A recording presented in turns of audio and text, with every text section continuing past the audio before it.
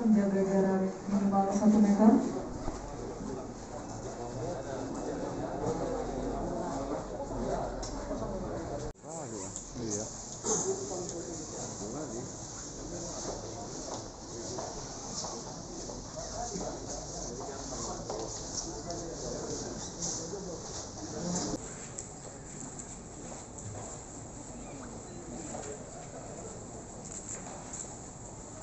Ya, Bapak dan Ibu, bersama kita saksikan proses serah terima atas. Secara garis besar tadi sudah disampaikan oleh Bapak Kajati dan Bapak Kapolda.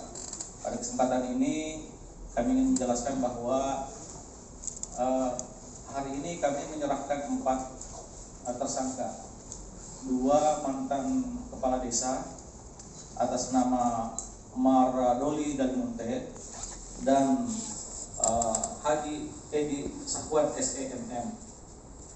Kemudian 2 ketua kelompok kerja tani, di mana keduanya atas nama Ibu Nur Aini dan Saudara Nanang Kusnadi. Mereka berempat ini kami jerat dalam kasus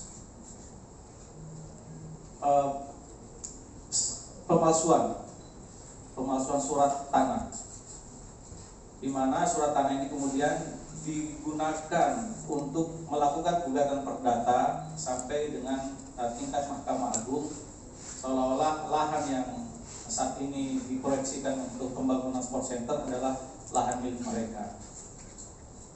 Adapun modus operandi adalah dengan membuat surat keterangan tanah sebanyak 95 surat tanah seluas kurang lebih 138 hektar lebih, seolah-olah itu adalah milik para penggarap. Namun melalui proses penyidikan kami dapatkan keterangan dari 95 penggarap ini, mereka tidak pernah memberikan kuasa atau tidak mengerti sama sekali dengan proses terbitnya surat keterangan tanah ini. Kemudian dari proses penyidikan kami juga menyita beberapa alat bukti, antara lain buku pencatatan surat keterangan tanah. Yang spesifik di sini adalah surat keterangan tanah ini itu dibuat ganda. Jadi ada oleh tersangka itu dibuat di rumahnya sendiri. Jadi ada register tersendiri. Ini kita melaksanakan kegiatan tahap 2, jadi penyerahan tersangka dan barang bukti dalam perkara penyerobotan tanah yang menyangkut pemalsuan surat atas nama Maradoli Dalimunte, Duriani, Edi Sahwan, dan Nanang Kusnadi. Perkara ini telah dinyatakan lengkap oleh kami Jaksa Penuntut Umum, dan pada hari ini penyidik menyerahkan tanggung jawab atas tersangka dan barang bukti kepada kami kejaksaan untuk bisa kami lanjutkan di persidangan. Baik, dapat kami sampaikan bahwa perkara ini bermula dari tahun 2000. Para tersangka ini menggarap tanah hak guna usaha dari PT PN2, dan di dalam perjalanannya pada tahun 2015 para penggarap ini kemudian ternyata